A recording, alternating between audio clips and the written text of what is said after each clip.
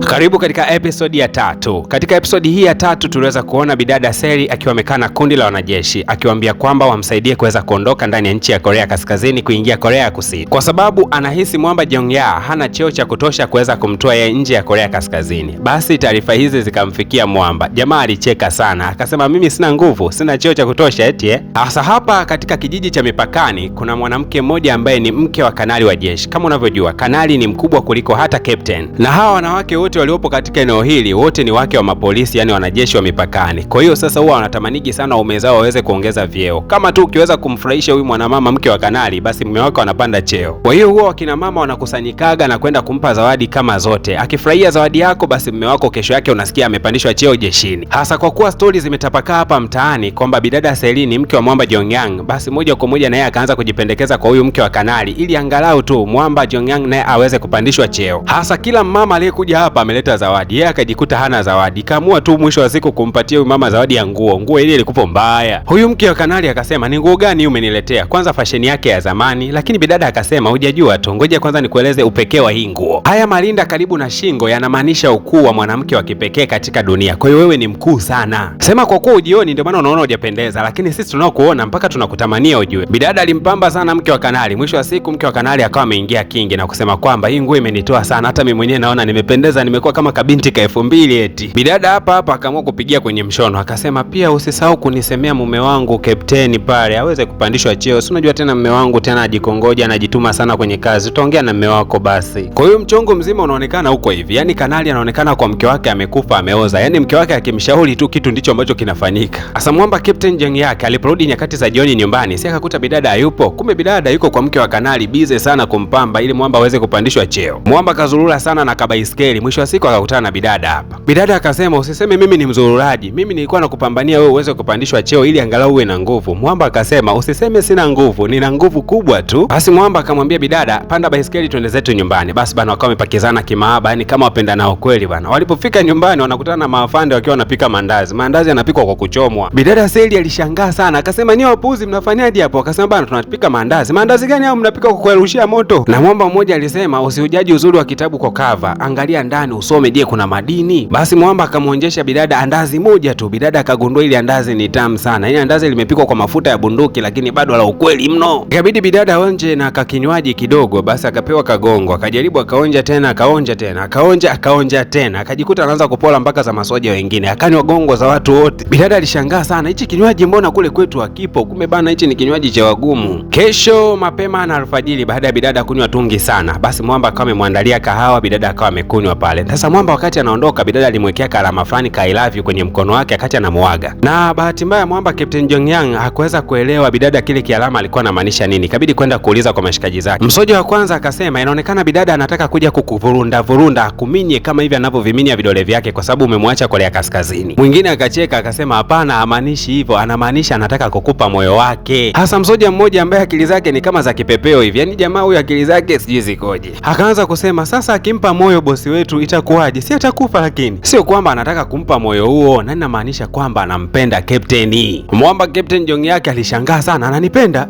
Jamani imekuwaje tena? Kwa nini ghafla kiasi hicho? Hasa ukweli ni kwamba mke wa kanali ametokea kumpenda sana huyu mke wa captain na amejikuta anatamani kuwa rafiki yake kila wakati. Kwa mchana mzima bana anazurura tu na mke wa kanali. Sasa siku ya leo mke wa kanali alimtembeza maeneo mengi sana. Bidada wakati anarudi nyumbani akapotea njia. Mwamba Captain akawa amejitokeza akiwa mbeba mshumaa wake, kwani alikuwa naye anamtafuta bidada. Bidada kuweza kumuona jamaa akamshukuru sana. Lakini baadaye wakati wanatembea nyakati za usiku, Mwamba akawa na wasiwasi kwamba kama bidada ananipenda huyu atakuwa amefanya makosa makubwa. Akamwambia bidada Seri kwamba mimi na mchumba wangu ujue, na familia yangu imeniandalia huyo kwa ajili ya kumuoa. Kwa hiyo kama unanipenda mimi basi sahau. Bidada Seri akaanza kusema kwamba kwa hiyo kama una kapenzi kamoja hivyo ndo unanitishia mimi? Kule so wanaume kama wote wananipenda zaidi ya 100 lakini wote niliwakataa. Alafu kumbe unajua una mchumba wako, alafu mimi ukanitangaza kama ni mchumba wako. Una maana gani? Vipi kama mchumba wako akisikia unataka kunikosanisha mimi na watu wa kaskazini huko? si ndio? Walishasemaga wahenga, lisemwalo lipo, kama halipo basi linakuja. Wakati wanamzungumzia mpenzi wa Mwamba, kumbe Mwamba tayari mpenzi wake alishafika, yuko nyumbani kwake na anamsubiri. Naye bidada Seli akawa ametokea kumuona tu huyu mdada. Alipotazama namna wanavyoangaliana hawa wawili, akagundua kwamba hawa ni wapenzi. Basi moja kwa moja kwa macho ya aibu hivyo hivyo wakawa nasikilizia tu nani ataanza maongezi. Lakini mchumba wa Captain ndiye aliyefungulia maongezi na kusema kwamba anahitaji ufunguo wangu wa gari. Mwamba akasema usikasirike bana, huyu ni mwanajeshi mwenzangu ambaye niko naye katika mission maalum. Huyu bidada anayefahamika kama Sodanga akawa anasema, yani kama ni rafiki yako ambaye mna mission naye maalum, sasa huku nyumbani mlikuwa mnaelekea kufanya nini? Au unaishi peke yako? Bidada Seli haraka sana kadakia na kusema kwamba mimi mwenyewe njia ya kuelekea nyumbani ndio hii. Kwa hiyo nilikuwa nampitisha tu hapa kiongozi, pia naelekea na safari zangu. Lakini bidada akataka kuanza kuondoka, ila Mwamba akamsimamisha bidada, akamwambia ingia ndani. Sasa hii kitu ilipenya mpaka ndani ya moyo wa bidada Sodani. Yani anashangaa kuona mwanamke baki alafu tena anaingizwa ndani kwake, tena analokiwa ndani. Basi Mwamba akawasha gari na moja kwa moja akamchukua yule bidada Sodani na akawa anampeleka mjini kabisa.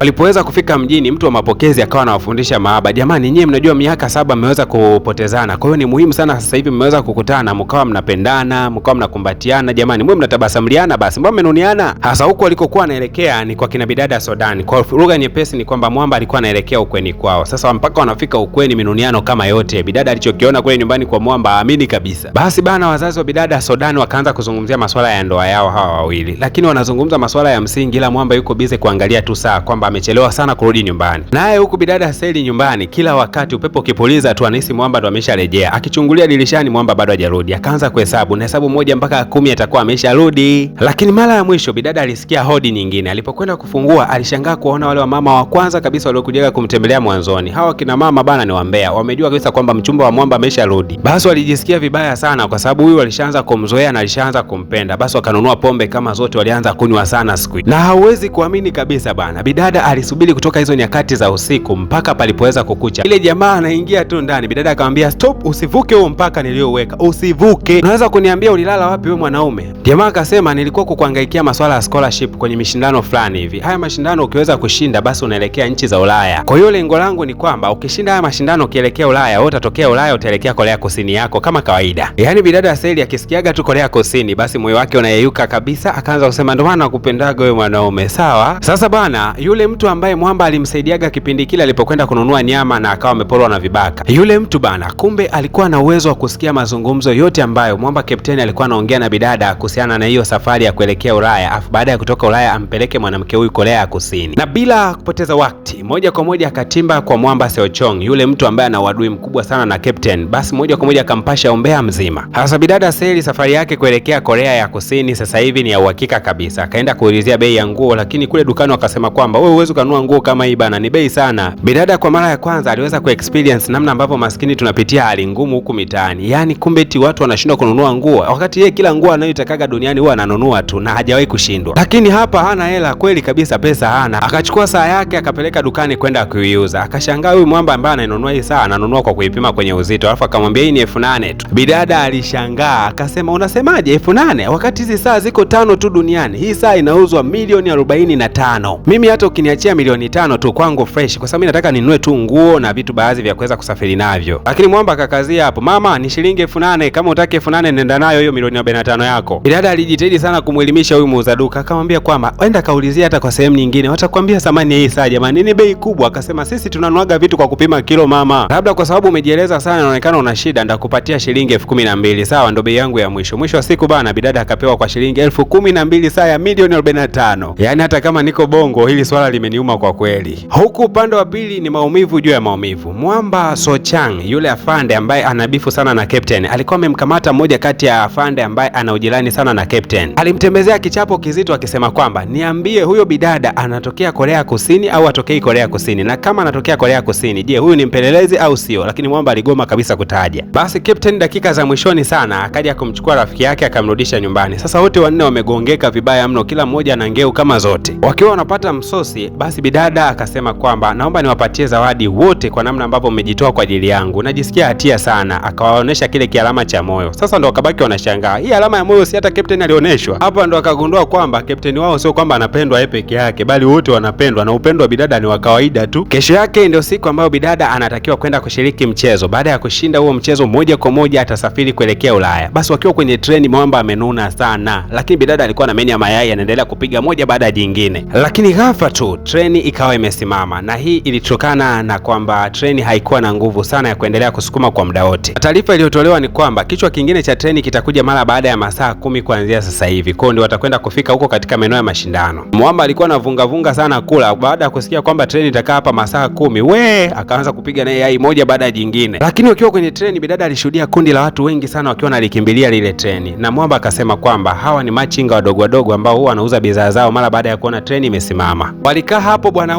mpaka nyakati za usiku. Sasa wakaamua tu kutoka nje ya treni na wakaanza kuwasha mioto hapo nje na kuendelea kupumzika katika maeneo hayo. Mwamba alikuwa anamjali bidada kwa ukaribu sana. Kwanza alimfunika na blanket, lakini pia akakoka moto pale na kuanza kumtengenezea mahindi ya kuchoma, kisha akamtengenezea na miogo, akawa anamwandalia bidada. Alafu bidada akaendelea kuongea hivyo katika hali ya masiala tu, akisema kwamba yani mwanamke ambaye atakuja kukupenda wewe na mkapendana, basi na kwa pia kwamba atakuwa ni mwenye bahati sana. Hivi unajua wewe captain, kila unachokifanya ndicho ambacho mwanamke anakipenda. Yani hakuna mwanamke wewe anaweza kaja kukuacha katika maisha yako na kuwapia. Lakini huwezi kuamini rafiki yangu, hayo maneno yote ambayo bidada alikuwa akiyazungumza akiwa kawaida tu kabisa, wala si katika hali ya kihisia. Unadhani nini ambacho kitakwenda kujili katika episode ijayo? Kigezo ni kimoja tu, gusa alama ya kulike kadri unavyoweza. Kumbuka kwamba kila tunapofikisha like 200 basi episode ya mbele inatoka.